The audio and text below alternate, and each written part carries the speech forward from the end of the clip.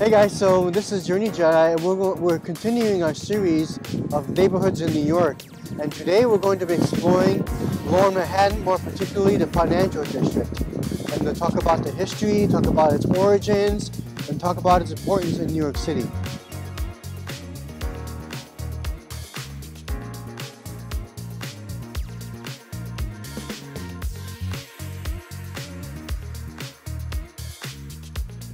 So in 1624, this settlement was called New Amsterdam, which was settled by the Dutch. And it wasn't until 1664, just a few decades later, that it became New York City, when the British took over this colony.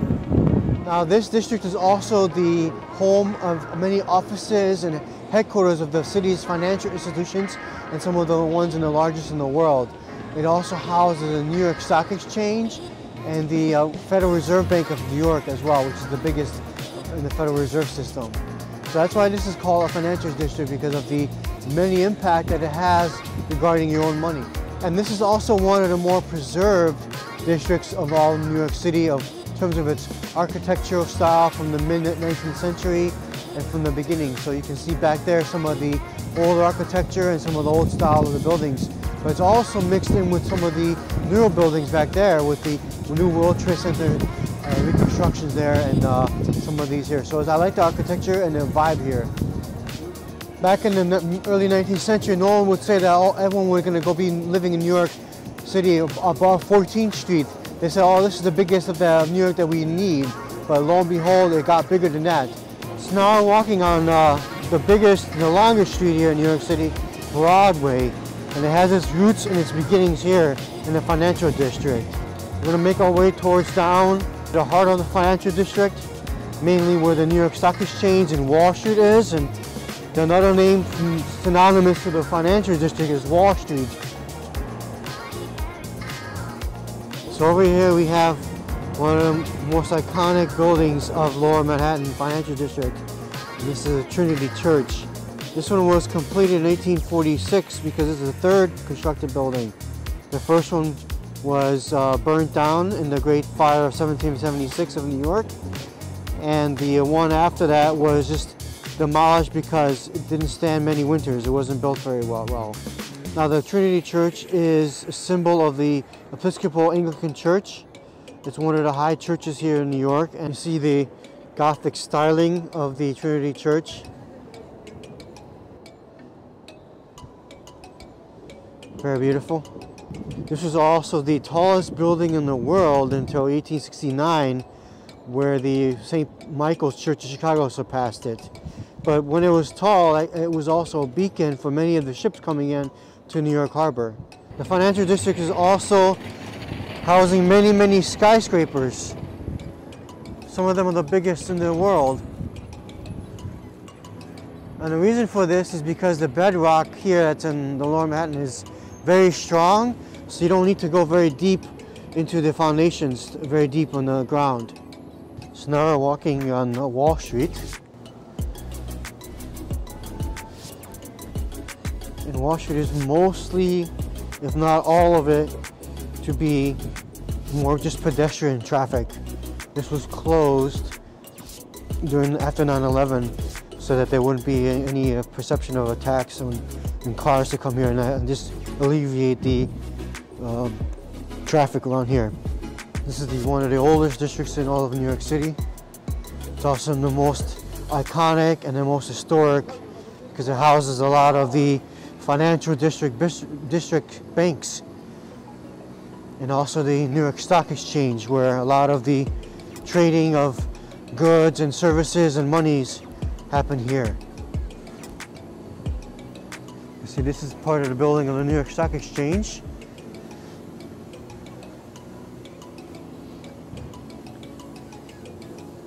And then we also have Federal Hall and other buildings here that are memorial to the historic city of New York City. You see, most of these streets here have this cobblestone effect, where they've tried to preserve the look and feel of how it was back then. So this is the facade of the New York Stock Exchange. It has that Greco style.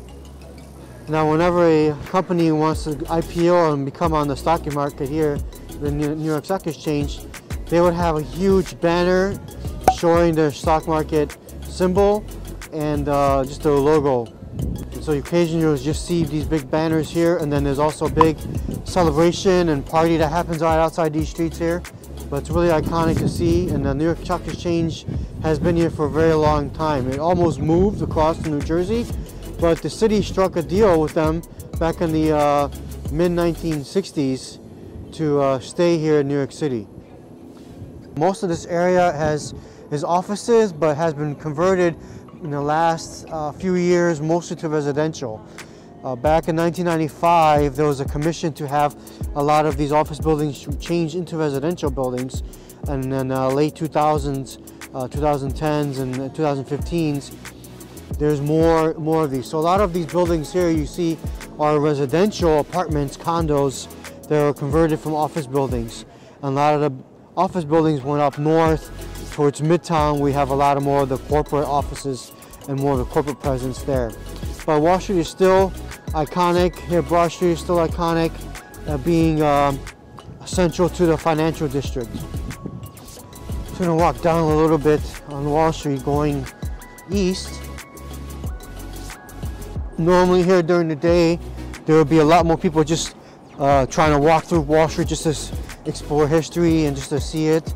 But most of the time in the evenings and the weekends, it's basically dead and quiet like this. Because it's mostly offices and people don't like to hang out where they work. Thing I've seen about New York City. They go somewhere else to get some restaurants or get to go to a bar. And over there, right in the middle, you can see Trinity Church. They place it right in the center of Wall Street, which is really iconic view here we can see. And in this area here on Wall Street, some of the streets you can see are very narrow. Bank of New York plaque here, founded in 1784. Another thing to note here in the financial districts, a lot of these streets, they're not very perpendicular to themselves quite a lot. So it's really confusing. You can get easily lost within these streets. You can see one goes to the left and goes to the right. So it doesn't really make sense. So if you look from the view from the top, how there's basically curved around the tip of here of Manhattan. So Wall Street got its name because it was very straight street, and it also had a wall to help fight off the tide. When I first moved to New York, this was my neighborhood.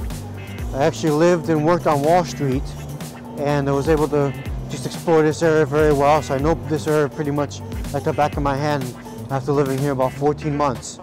Generally stayed the same. Most of the same corporations are here. Just a lot of the small shops have changed. Like some restaurants have been updated or they've been moved in and things like that. So as you can see, I was telling you before, these are the streets a little bit like intersecting a lot. Not really perpendicular and they don't make much sense. So what you can see is the Delmonico's restaurant. This started in 1827 as a pastry shop, and by 1830 became a full-blown restaurant. It's also known to be the home of the Delmonico steak, one of the first steak houses here in New York City, and also to be the first restaurant with a la carte items on its menu. You see a lot of the narrow streets here. This is Broad Street that continues on. Going from Wall Street, you can see parts of the New York Stock Exchange. We were there before. So if you're visiting Financial District, another thing you should check out for sure is one of the oldest bars in all of New York City, called France's Tavern. This is very famous and very iconic to the history of New York City. Most notably is that this is where George Washington would come, and he would just spend time here at the bar and the restaurant. And they say this is where a lot of the plans for the Revolutionary War were set up as well. So you can see more of the style of the outside of the building, how it was.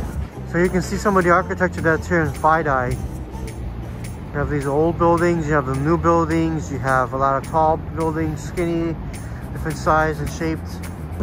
So following the demise of the Hurricane Sandy in 2012, it also destroyed the Staten Island Ferry. The complete ferry was torn apart, and this is the site of the new one right in its place. Some of these buildings survived and were able to be restored, but not all of them, as you can see. So something to note, that the Hurricane Sandy did make a big impact here in the financial district. And a notable fact is that you can take this ferry to Staten Island for free. The ride is about 35 minutes there, 40 minutes to Staten Island, and you can come back as well. So a lot of people live on Staten Island. They'll come with the ferry, and they'll come to work here in Manhattan and grab the train. It's really popular here in the summertime to come on Stone Street. You see the streets got the cobblestone-like feeling, and it just looks really nice and quaint. There's a little small block between these buildings that are really tall around it. It's really nice to see. So now we reach kind of where Wall Street ends, and you can see the perspective again, the few blocks that it encompasses Wall Street. You can see all the way there is Trinity Church. So we made it to the South Seaport district. It's basically this one strip of street that used to be the fish markets and a lot of open street markets here, but now it's just a bunch of shopping and some restaurants here. And it's really nice that they've renovated in the past few years ago, and it's pretty famous to come out here in the summertime and enjoy a drink or have some dinner outside. It's really nice to be here in the South Seaport. You see a nice view of the One World Trade Center. So with New York City being a big financial hub here in the United States, it's also the home of the largest Federal Reserve Bank of the Central Bank of the United States. Here's the actual building of it right here. And you can see it's made out of terracotta brick, and it's got steel beams around the windows. It's under heavy guard. You can see the building here is quite massive and quite under large protection. The Federal Reserve has its own police. You can see the big steel grates on the windows. This is where they make a lot of the monetary policy for this district that it's containing in New York City. Now the Federal Reserve Bank of New York here is not very far from Wall Street. Wall Street's down there, and over there you can see parts of the facade of the New York Stock Exchange. Here you can see the night view of the New York Stock Exchange. We will cover the World Trade Center on a different video where it's just going to be specifically toward the World Trade Center because it's got very unique things there as well. So be on the lookout for that video. So that's why I haven't covered that in this video per se, in the FIDI area. But this is the FIDI area video. Hope you guys enjoyed this video. Please give it a thumbs up and make sure you guys subscribe to my YouTube channel.